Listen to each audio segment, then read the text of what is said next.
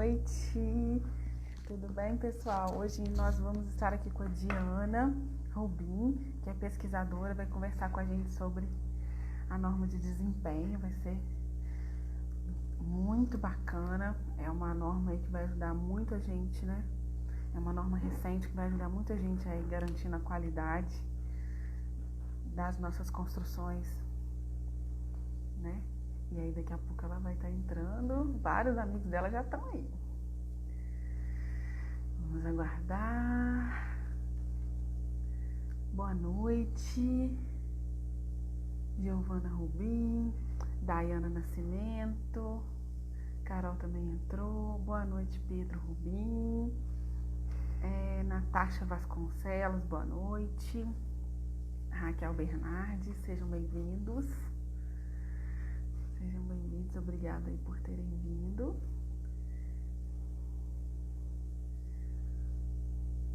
Esperar a Diana aqui enviar um convite pra gente.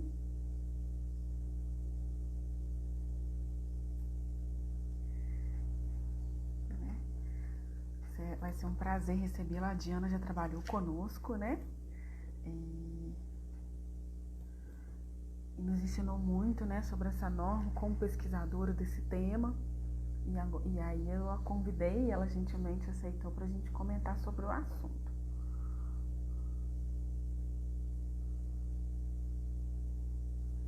Eu vou convidar para entrar, parece que ela tá. Vamos ver.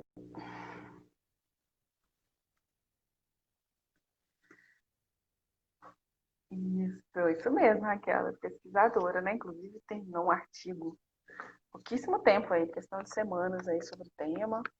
Tem muito a nos acrescentar.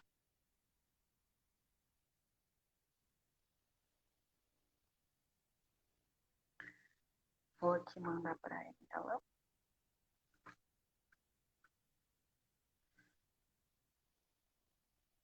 Peraí, vou mandar aqui para ela. Vamos aguardar o convite. Ela já está mandando aqui, já está tentando entrar.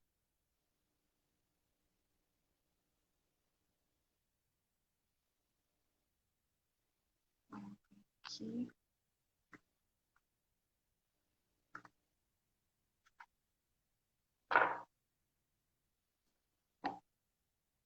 Raquel aí manda aqui a nossas duas. Boa noite, Luana. Boa noite, Natália. A Diana aqui já está mandando aqui recado que foi o convite.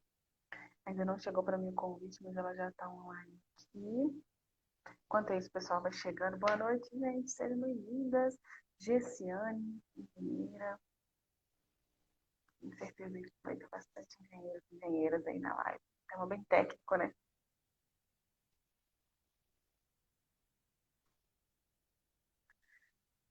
Diana já está online. Diana, seu convite ainda não chegou para mim.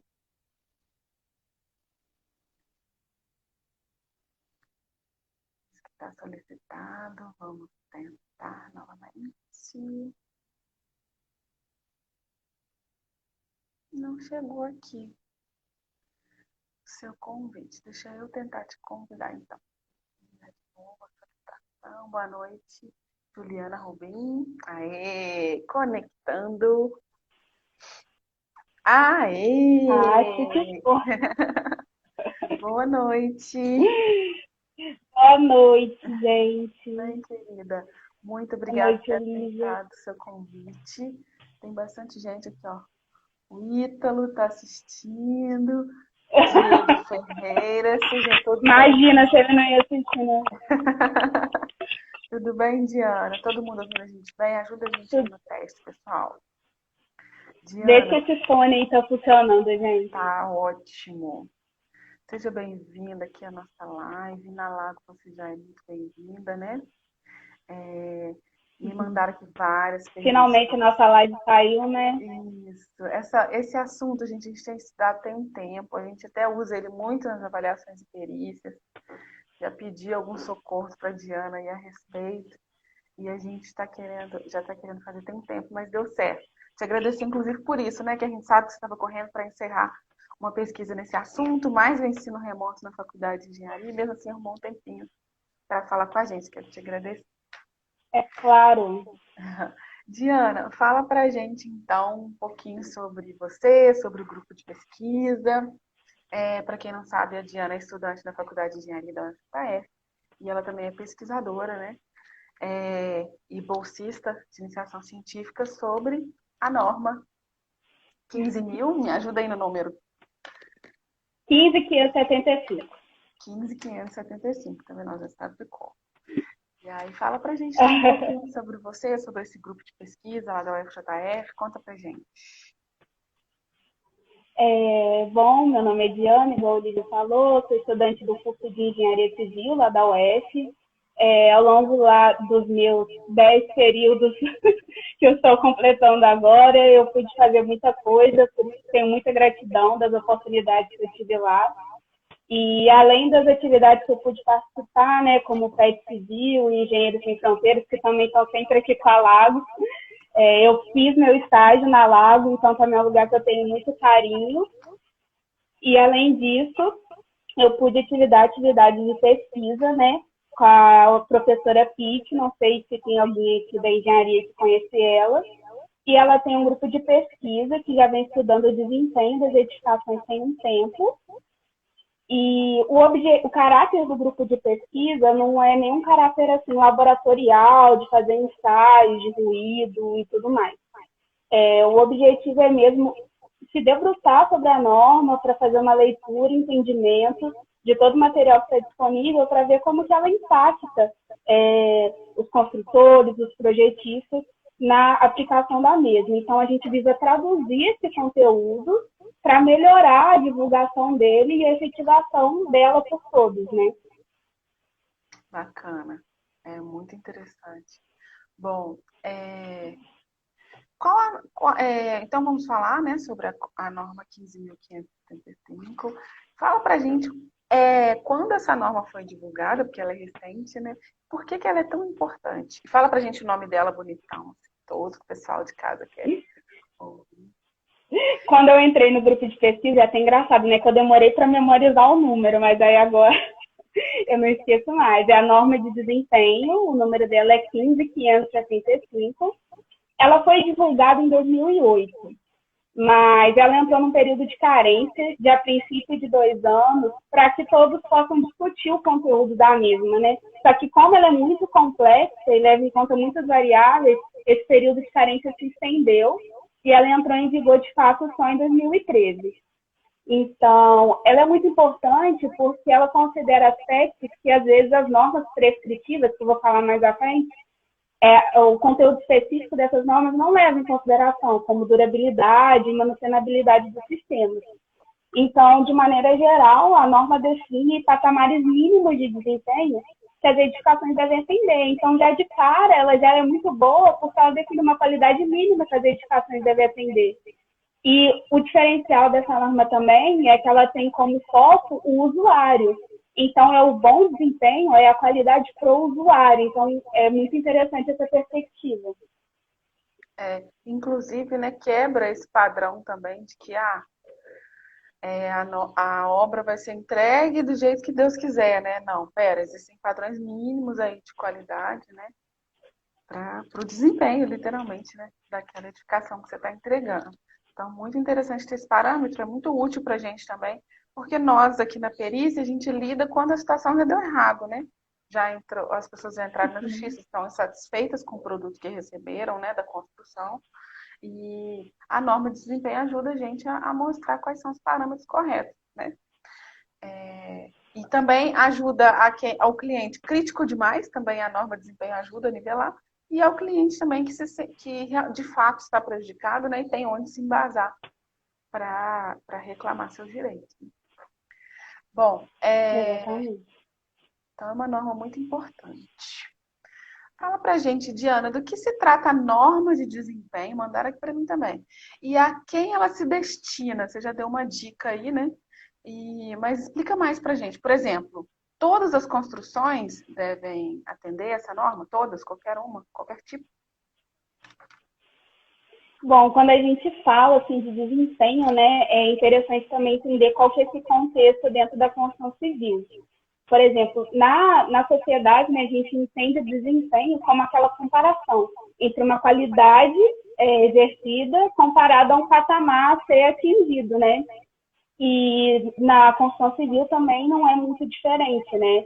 Então, a norma, ela define o patamar para você alcançar, seja ele mínimo, intermediário ou superior, isso depende da característica da obra. Mas a norma de desempenho, ela não define como você alcança esse patamar, até porque esse não é o objetivo dela. Porque, como eu disse, a norma de desempenho, ela não é prescritiva. A norma prescritiva, ela fala como fazer. A norma não prescritiva, não. Então, de maneira geral, ela define esses requisitos que são associados a um caráter qualitativo e a um caráter quantitativo.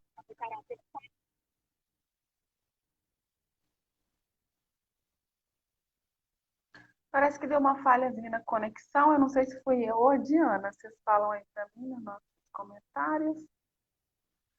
Que deu uma congeladinha na imagem. Será que foi eu? Só para eu saber se eu reinicio aqui.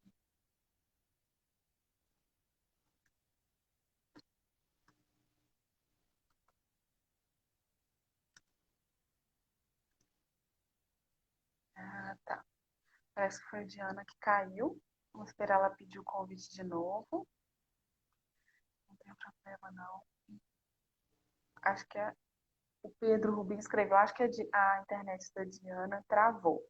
Ok, enquanto ela reinicia ali. Mandei aqui para ela. Tenta aqui de novo. Enquanto é isso, vou colocar aqui algumas perguntas que eu já vou mostrar para vocês. Aqui, ó. Mandaram pra gente, ó. Como a norma é dividida? Mandaram. Quer ver outra pergunta que eu vou fazer para ela, ó? Todas as construções devem atender essa norma, que era o que ela estava respondendo. Mandaram aqui pra gente também.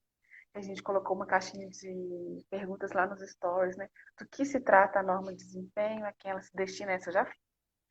E também quando a norma foi divulgada. A Diana já falou, mas é importante ela falar de novo, para a gente ver o quão recente é. Aqui ela já está voltando.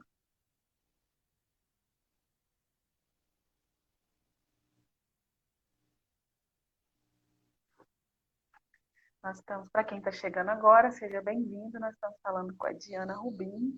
Olá! Estou até te Olá, apresentando aqui de novo, já mostrei as perguntas que o pessoal mandou. E a gente está curioso aí, né? A gente estava falando sobre a norma e se ela serve para todo tipo de edificação, né, Diana? É uma dúvida que a primeira vez que eu li a isso, norma eu então, eu pensei. estava respondendo. A norma, ela não se aplica a todas as construções. Por exemplo, hospitais, escolas, são edificações que têm um caráter, né, mais específico. Então, a norma de desempenho, ela é destinada para habitações residenciais. E também obras iniciadas após 2013, que foi a entrada, né, de vigor da norma. Então, normas antes disso, por exemplo, obras de reforma que acontece atualmente, a norma não contempla essas situações. São mesmo edificações residenciais a partir de 2013. Muito interessante, né? E você falou que ela começou em 2008, né? É, ela foi aberta à discussão em 2008 e ia entrar num período de carência de 2 anos para discussão. Só que acabou, devido à complexidade dela, demandando mais tempo de discussão. Então, ao invés de ela entrar em vigor em 2010, ela entrou em 2013, entendeu? É muito interessante essas datas, gente, porque a gente teve uma demanda muito grande nesse intervalo de tempo 2008, 2013, que é a Minha Casa Minha Vida, que tem bastante complexidade na questão do desempenho, né? Então, essa data é importante até para a gente entender se a norma contempla a edificação que a gente vai estar questionando ou não. É, exatamente. As normas são sempre nosso ponto de apoio. Então, vamos supor, se é uma perícia datada, né? A gente sabe que às vezes demora muito, né, para ela acontecer. A gente vem.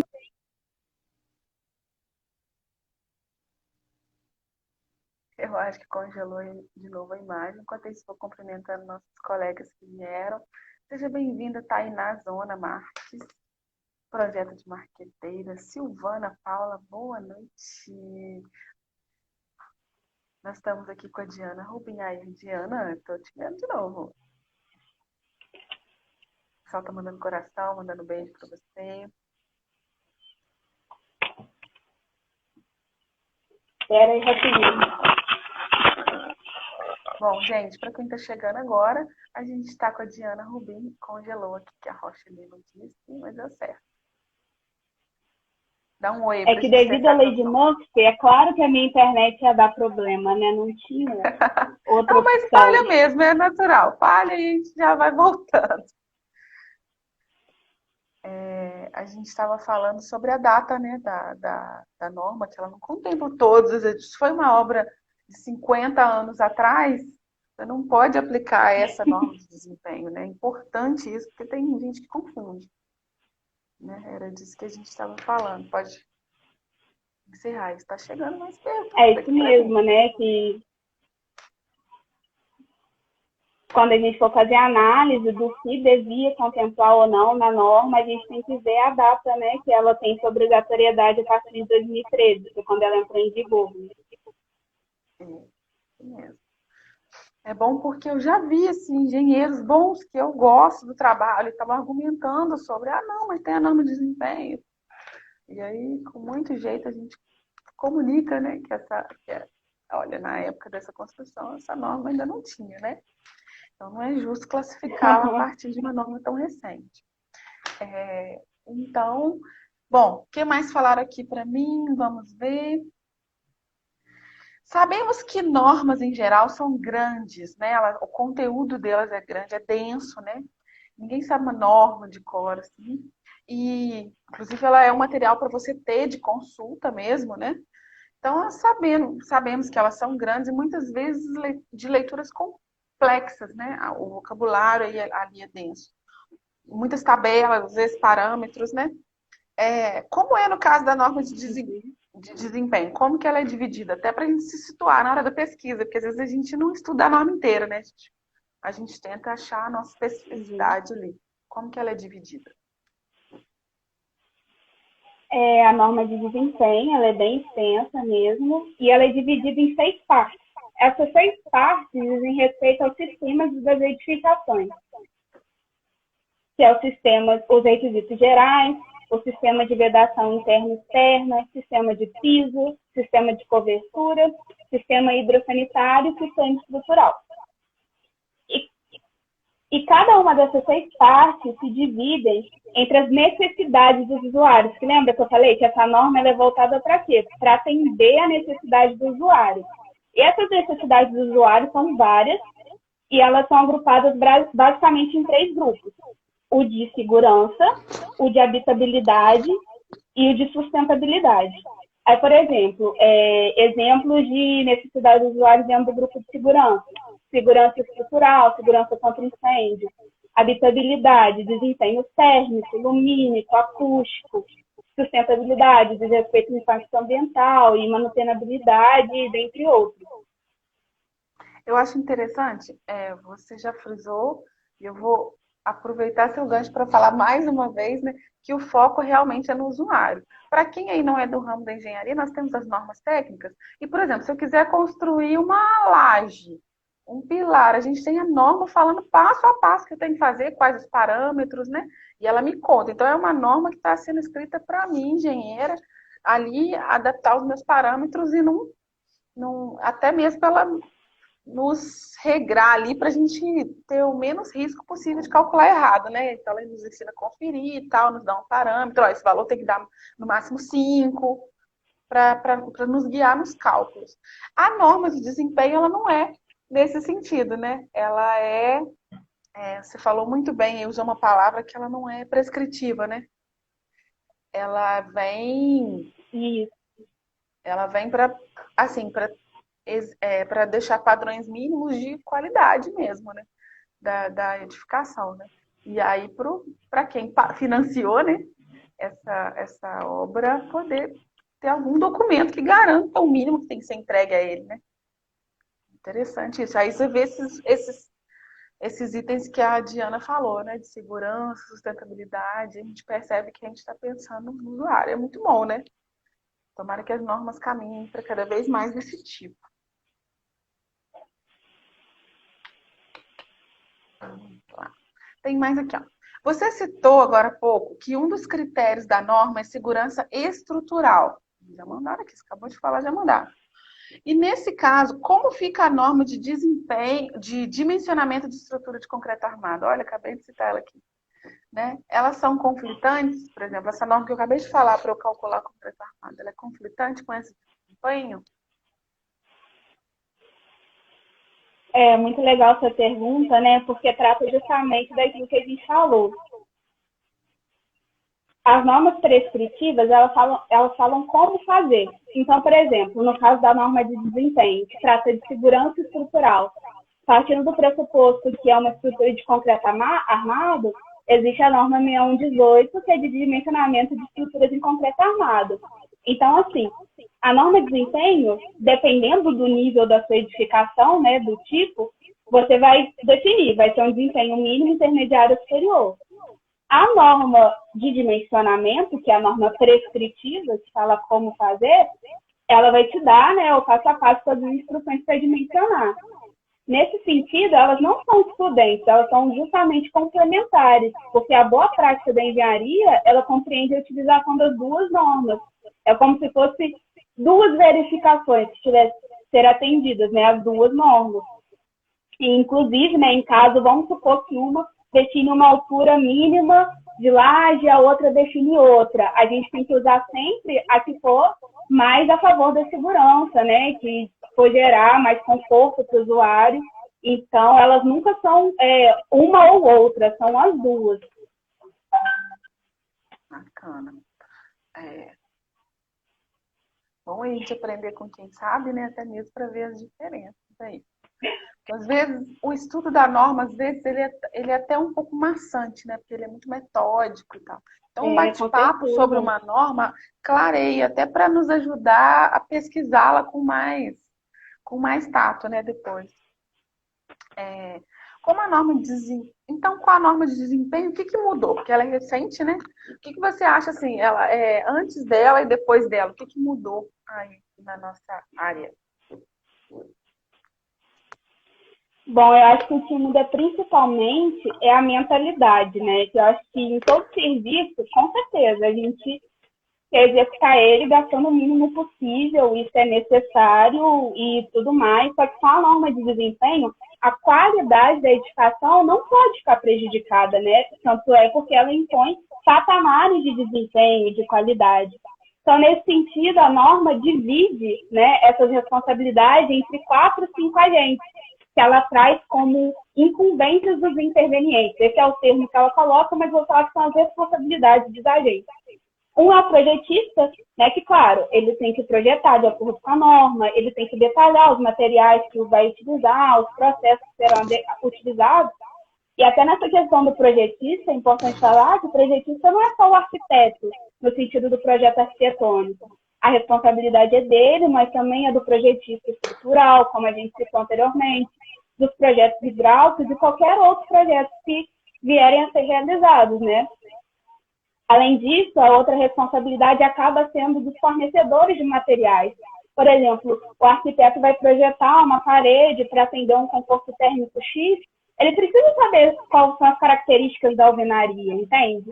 Então, isso vai formando um efeito cascata, ele precisa ter aquilo ali ensaiado em laboratório para ele poder saber que tipo de material ou não ele vai usar para atender que tipo de desempenho ou não vai ser entregue.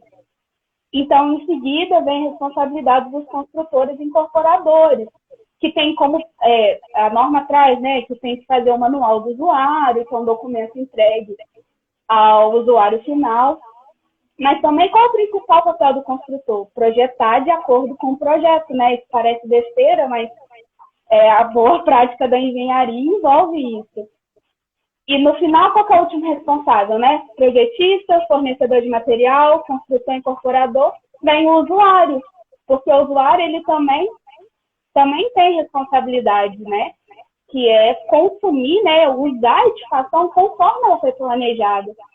a gente não pode, como usuário, fazer modificações na edificação que vai alterar o desempenho para qual ela foi, né, construída e projetada. Então, é legal que ele coloca todos esses agentes como corresponsáveis, né, para a efetivação da norma.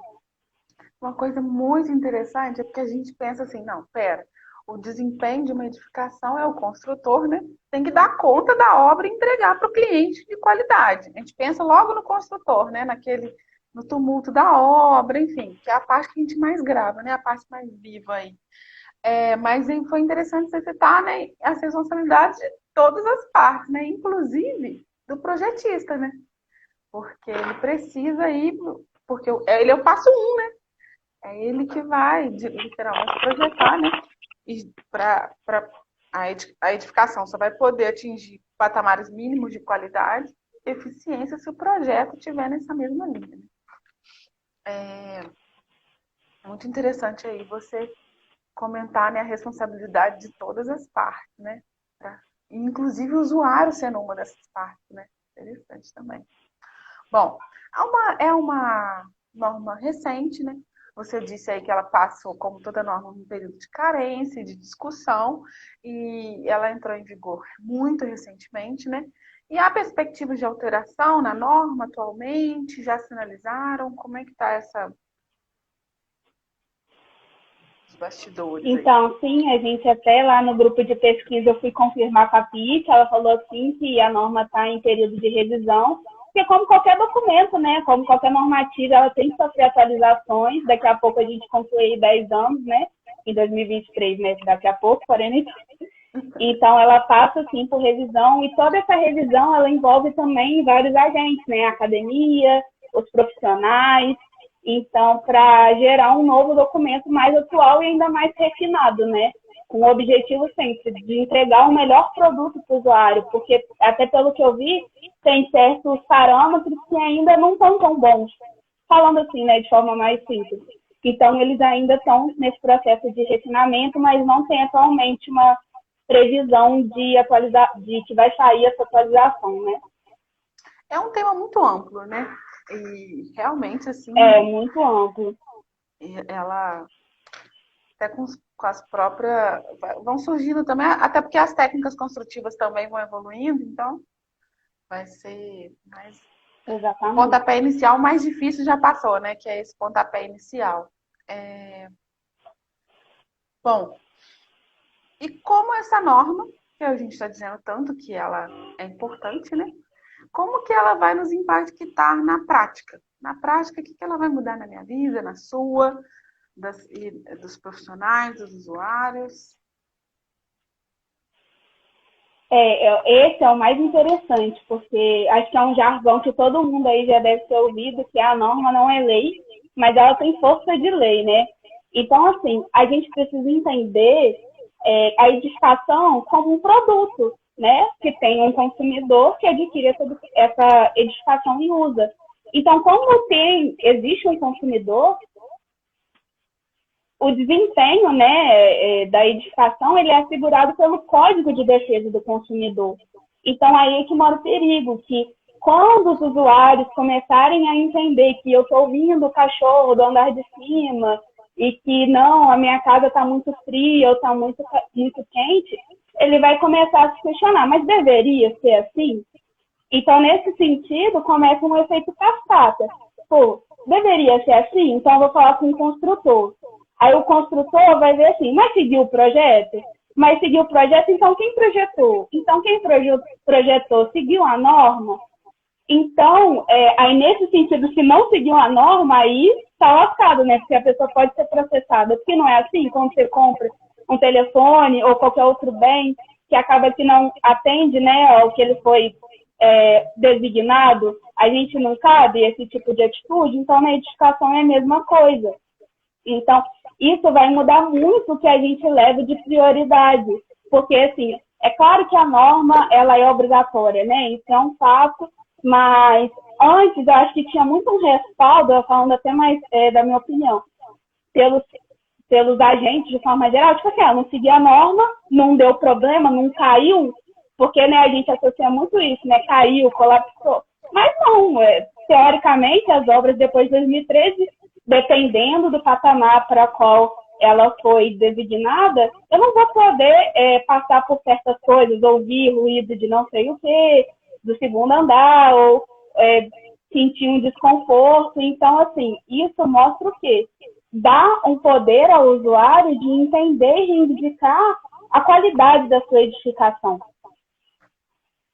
Muito interessante. Para quem não sabe, às vezes a gente pega muita perícia assim de uma edificação que o usuário não está satisfeito, né? Normalmente os advogados às vezes se baseiam no Código de Defesa do Consumidor nesse conceito, né, de que a edificação é um produto entregue. E aí com a norma também, daqui a pouco quando ela se popularizar, porque muita gente, principalmente que não é do nosso ramo ainda não a conhece, também é um outro embasamento também para pontuar aí defeitos e qualidades no produto entregue, né? Realmente ela já foi revolucionária, né?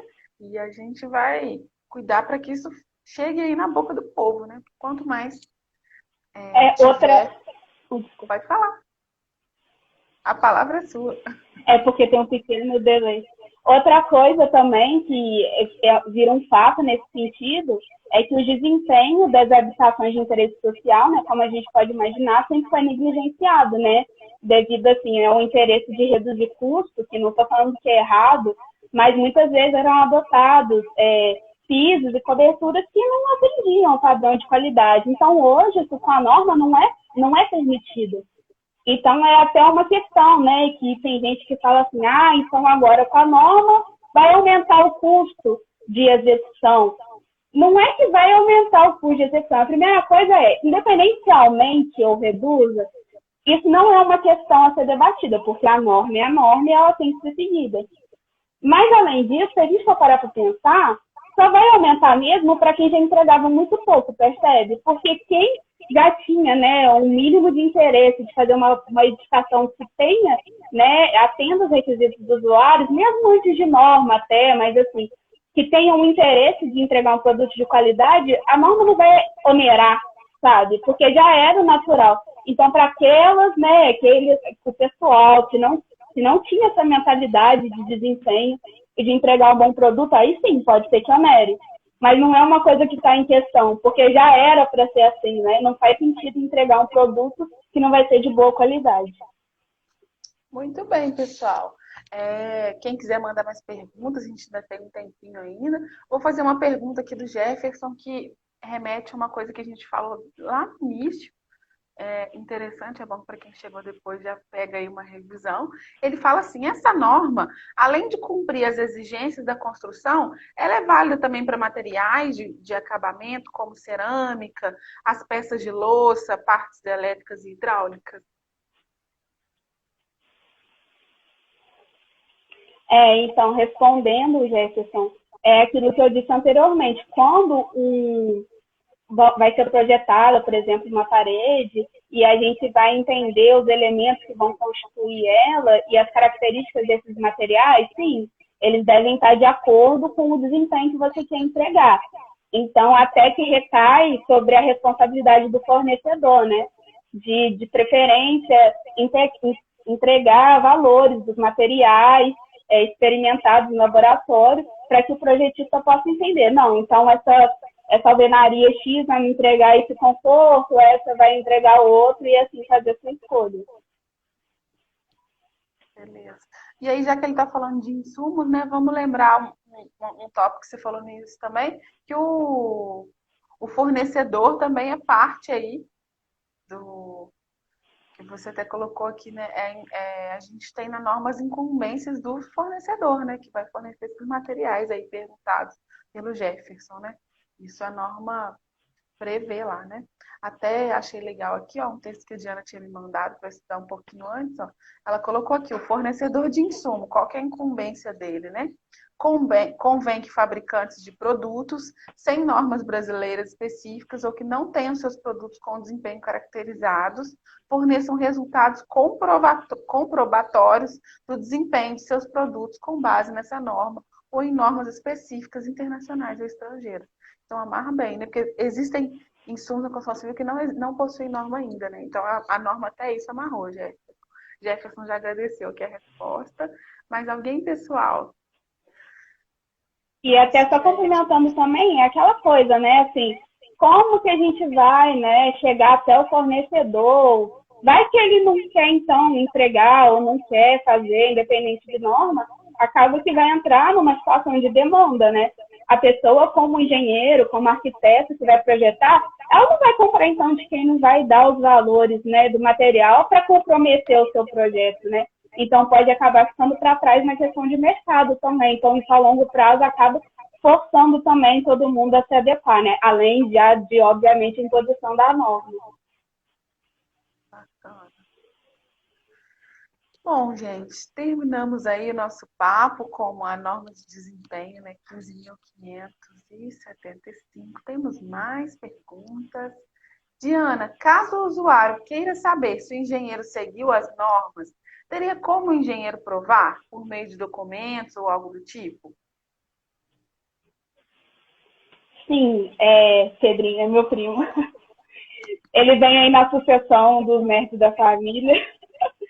Mas então, Pedro, a princípio, né, tem o manual de uso e operação da edificação, que quando uma pessoa recebe a edificação, ela tem ali contemplado algumas premissas e instruções de uso da mesma. E além disso também, quando a gente vai projetar, né, qualquer coisa que seja, existe uma memória de cálculo, um memorial descritivo, e todas essas informações, para a gente que trabalha com engenharia, e é um produto, né, que é muito suscetível de problemas, é de prática a gente faz o armazenamento dessas informações da maneira mais didática e mais acessível possível, porque esse é o nosso respaldo, entende? Se a gente projeta alguma coisa e ela venha a falhar, pode ser que não seja culpa do projetista e do construtor. Então, aí entra de novo aí nesses vários agentes que estão presentes na edificação. Então, assim, tem como comprovar, sim, por meio desses registros e premissas adotadas. Vai fazendo um estudo, né? Igual a Olivia Perita, aí caiu. Caiu, então, por quê? Quem construiu errado, quem projetou errado, quem usou errado.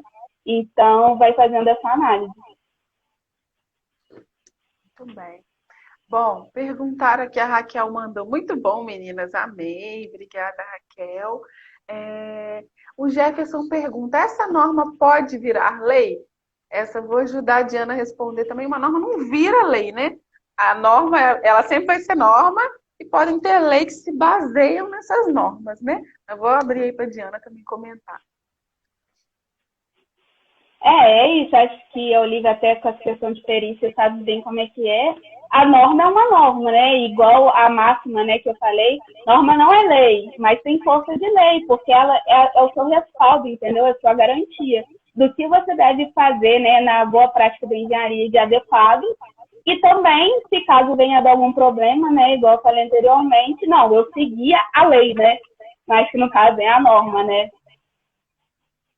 E aí, as leis, elas surgem de normas desse tipo, né? Elas nunca são conflitantes, uma norma com uma lei. Então, a norma, porque ele perguntou assim, vai virar, né? Então, ela não deixa de ser norma para virar uma lei, não. Vão criando-se novas leis que se baseiam nas normas atuais, né? As duas, elas fazem assim, né? Que a norma não manda prender ninguém. Isso é uma dúvida que eu tinha na faculdade. Ninguém vai ser preso porque não seguiu a norma.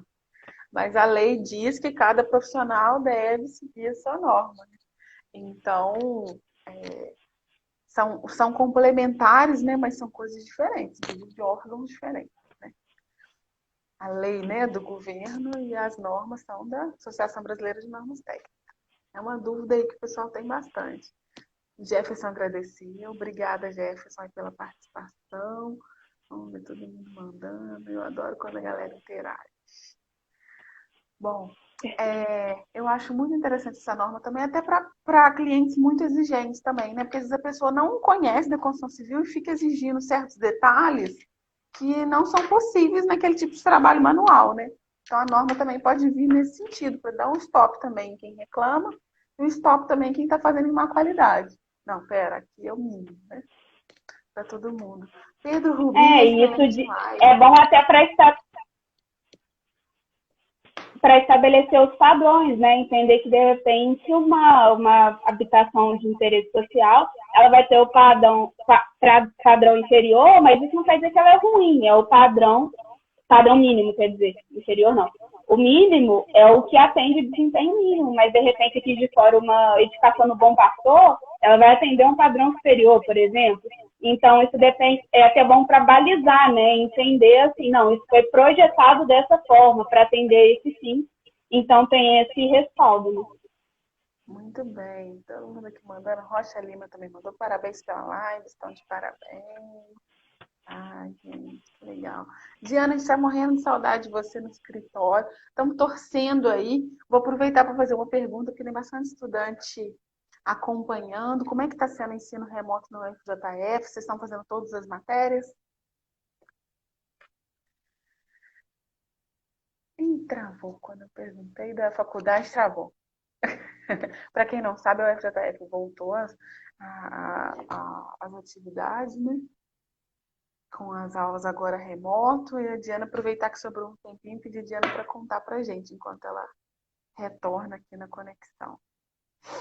Ela já vai voltar rapidinho, que a gente também quer.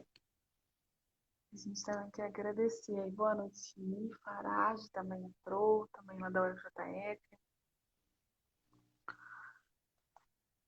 Aproveitar que a Diana está conectando. Então, como muitos estudantes nos seguem, né, principalmente estudantes do sexo feminino, perceber também, né, essas oportunidades de trabalho, né, e de pesquisa que existem na faculdade, de forma remunerada ou não, mas acrescenta muito a gente para preparar para o mercado, né, e também até para ter essa experiência, né, será que meu ramo é pesquisa? Só pesquisando que a gente vai descobrir, né? Então, também é interessante aí a Diana falar sobre um pouco da experiência dela durante a faculdade, né? Esperar formar para provar aí certas experiências, né? Vamos ver se ela manda outro convite aqui. Para ela contar um pouquinho da faculdade. Escrevendo aqui para ela. Volta!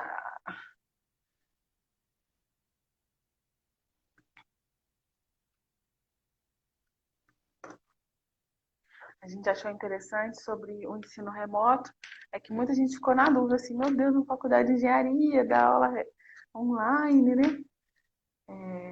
E tem acontecido, assim. Vamos ver que a Diana conta pra gente como vai ser. Ela já tem aqui o convite de novo.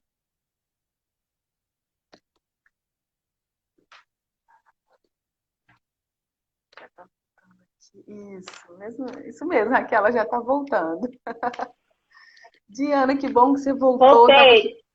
Estava aqui falando com o pessoal sobre essa demanda, né, do ensino remoto na UFJF. Comentei também para outros estudantes se espelharem em você e experimentarem outras oportunidades na faculdade, como a pesquisa, né? Vou falar, aproveitar que a Raquel deu oi aí, o PET, né? Fazer parte de outros movimentos aí e aproveitar esse tempo aí de faculdade de uma forma mais ampla, né? Não só aquela coisa aula, nota, prova, né? Existem projetos aí bem interessantes. Com certeza, eu acho que até a minha dinâmica é bem invertida, tipo assim, PET, engenheiro, pesquisa, aula. Brincadeira. Mas, assim, eu acredito muito no caráter multidisciplinar que os segmentos e a pesquisa pode oferecer.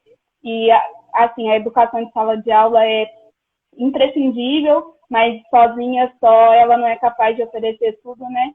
Então, eu acredito muito, assim, de ir tentando chegar nesse meio termo. Bacana.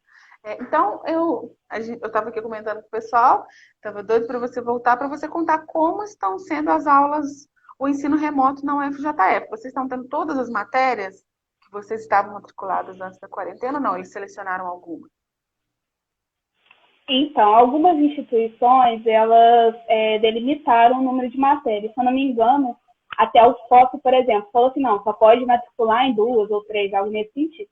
A UFJF não fez nenhuma imposição nesse sentido. Até o coordenador do nosso curso, né, o Fabiano, mandou um e-mail para a gente falando que a sugestão a nível da instituição era matricular só na metade das disciplinas que estava anteriormente, né? Por exemplo, começou o período letivo, estava em 8, no ensino remoto, vamos então desmatricular algumas e ficar em 4. Eu confesso que eu particularmente até me matriculei em uma a mais, até por eu estar mais em casa, né? E não estar vinculada agora, né? Minha pesquisa acabou e também meu estágio acabou, então eu tentei mais focar nas matérias, né? Acho até que foi meio equivocado da minha parte, porque uma coisa que eu não pensei é que a demanda aumentou muito de consumo. Acabou sendo bem diferente, porque ao passo até que algumas matérias ficou mais ou menos parecida a modalidade que estava, assistir uma aula e entregar 3 atividades por período, outras acabaram aumentando muito o consumo e entrega, né? Mais vídeos, mais textos. Assim, claro também que não vai dar para, né, atender a tudo, isso é normal, até no período letivo convencional, que dirá no ensino remoto, né, que a nossa produtividade está bem mais baixa, falo pelo menos por mim, né? Então, mas também, né, e tem outro fator, que o nosso período tem 2 meses, então ao invés de 4, que geralmente né, os dias letivos são 2, então parece que todo dia é final de período. Entendi. Então, assim, essa minha semana está sendo final de período todos os dias. Então, mas está sendo interessante também, porque isso eu, no meu pré-vestibular, eu estudei em casa, né, sozinha. Era muito interessante, estava até conversando com uma amiga minha, que a gente conseguia editar muito o nosso ritmo, né? Mas pré-vestibular acabava sendo um conteúdo que a gente sabia superficialmente, né? Agora vai concreto, editar seu ritmo não tem muito como. Então, está sendo uma experiência, porque está tendo, eu acho, até muito mais troca entre os alunos. Eu estava a gente estava fazendo um trabalho, eu e Keila, aí até riu. Tipo assim, a troca está sendo muito intensa. Eu acho que o aprendizado, além de várias etapas, ele acontece nessa troca, sabe? De um ensinando para o outro. Então, acho que está sendo legal essa descoberta também. Acho que tem muito mais gente tirando dúvida com o professor, porque como só tem como mandar por e-mail, então manda um e-mail. Então, vira e mexe, tem professor falando, tiraram todas essas dúvidas aqui. Então, assim, acho que às vezes, se fosse num período normal, o aluno ia estar para lá, não ia encontrar o professor. Talvez isso até um hábito que vai se propagar, né? Tirar dúvida por e-mail, ficar essa coisa mais intensa, né? Recebi uma resposta do professor sábado à noite, 11 horas da noite. Ai, meu Deus. Não tem dia, não tem noite. Já não tinha antes, né, no ensino presencial, agora. Já não tinha. Bom, a Mayara, que trabalha com a gente agora, colocou aqui, ó, vendo live e estudando, inclusive.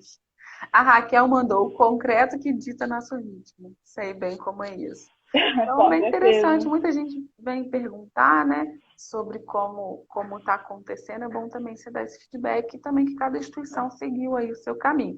Mas uma coisa que eu pergunto para todos os estudantes, assim, como professora também, é que dá mais trabalho que antes, né? Porque é um tempo reduzido e um tempo de estudo muito maior, né?